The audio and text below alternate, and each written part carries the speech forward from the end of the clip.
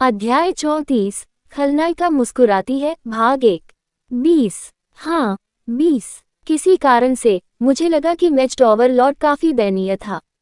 नहीं, पहली बात तो ये कि तुमने उसे छुपकर 20 गोलियां कैसे खिला दी। आखिर वह नौकरानी कौन है जिसे शैल को रिश्वत दी गई थी? उसने ऐसा इसलिए किया क्योंकि मैंने उसे बहुत सारे पैसे दिए थे। मैंने आश्चर्य से शैल की ओर देखा और उसने उत्तर दिया। यह इस बात की याद दिलाता था कि सत्ता का पैसा कितना भयानक था। मैच ओवरलॉर्ड अभी भी गोलियों से प्रभावित था और क्राउन प्रिंस की को करीब से देख रहा था। वह उसके अन्य घावों की जांच कर रहा था। मुझे नहीं पता था कि क्राउन प्रिंस द्वारा की के सुरक्षित होने की जांच करने के बाद चीजें कैसे होंगी। ये स्पष्ट था कि क्राउन प्रिंस मैच ओवरलॉर्ड को लड़ाई के लिए चुनौती देगा। यदि हाँ, तो क्या मैच ओवरलॉर्ड उस राज्य में लड़ाई स्वीकार करेंगे? झूठ की गोली के कारण वह शायद क्राउन प्रिंस पर हमला भी नहीं कर पाएगा। अगर मैंने प्रभाव छोड़ने के लिए जादू का इस्तेमाल किया, तो वह मुझ पर अपराधी होने का संदेह कर सकता है और मुझ पर हमला कर सकता है। ये सचमुच सिरदर्द उत्पन्न करने वाली स्थिति थी। सौभाग्य से बोझ का उद्देश्य पूरा हो गया क्योंकि मैच ओवर का अभिशाप शैल के मन के माध्यम से दबा दिया गया था। अंतिम नृत्य के बाद लंबा भोज जल्द ही समाप्त हो जाएगा और वह अंतिम आयोजन भी जल्द ही शुरू होगा। जैसा कि अपेक्षित था, जल्द ही एक सुंदर संगीत बजने लगा। हर कोई अपनी सीटों से उठ गया और नृत्य करने लगा। मैं शैल के पास भी पहुंचा। अभी के लिए मैंने मैच ओवरलॉर्ड और क्राउन प्रिंस के बारे में सोचना बंद कर दिया है। इसे पकड़ो। सौभाग्य से शैल ने मेरा अनुसरण किया। ऐसा लग रहा था कि उसे जीतने देना अभी भी उसके मूड पर सकारात्मक प्रभाव डाल रहा है। शैल मेरे पैरों की गति का अनुकरण करते हुए नाचने लगी। वह काफी कुशल लग रही थी। जब उसने पहली बार नृत्य करना शुरू किया था तब की तुलना में ये बहुत बड़ा सुधार था। इससे मुझे लगा कि शायद उसने अकेले अभ्यास किया होगा। आपने बहुत सुधार किया है। हाँ, मुझे लगता है कि मैं तुमसे बेहतर नृत्य करता हूँ। वैसे भी मुझे लगता है कि मैंने व्यर्थ में तारीफ की।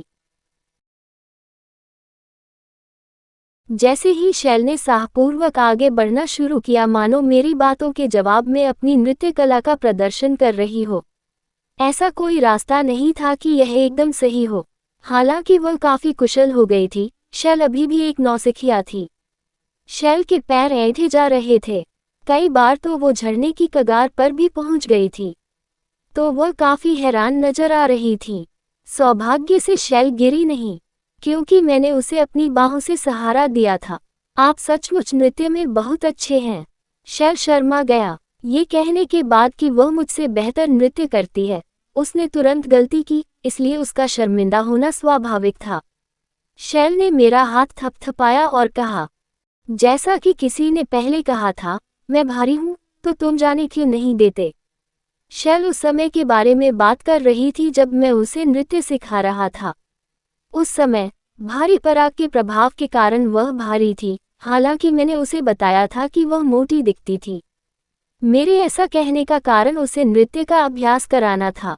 खलनायिका अब उस कहानी को फिर से सामने ला रही थी। वह एक बेवकूफ खलनायिका थी, लेकिन उसकी याददाश्त अजीब तरह से केवल ऐसे समय में ही अच्छी थी। मैं मजाक कर रहा था जब मैंने कहा कि तुम मोटी दिखती हो। क्या आपको लगता है कि मैं उस पर विश्वास करूंगा? शैल ने मेरे दावे का खंडन किया, लेकिन ऐसा लग रहा था कि वह मुझ पर विश्वास कर रही थी। दरअसल ये सच था कि उसका वजन थोड़ा बढ़ गया था, लेकिन इससे कोई फर्क नहीं पड़ेगा। शैल पहले से ही काफी पतली थी, इसलिए अगर उसका वजन और भी बढ़ गया तो कोई फर्क नहीं पड़ेगा।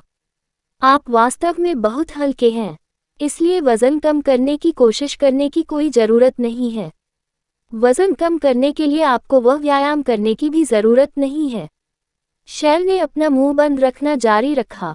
उसका चेहरा लाल था और इसका कारण शर्म नहीं थी।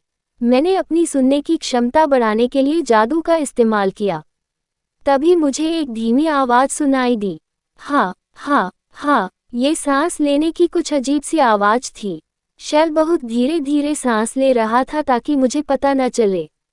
जाहिर है, खलनायक की सहनशक्ति कमजोर थी। अब जब मैंने इसे देखा है, तो आपको व्यायाम करने की जरूरत है। मैं थोड़ा पानी पीने जाऊंगा। शेल, जो सामान्यतः मेरी बातों पर आपत्ति करती, पानी पीने चली गई। ये देखने से स्पष्ट था कि वो कठिन समय से गुजर रही थी।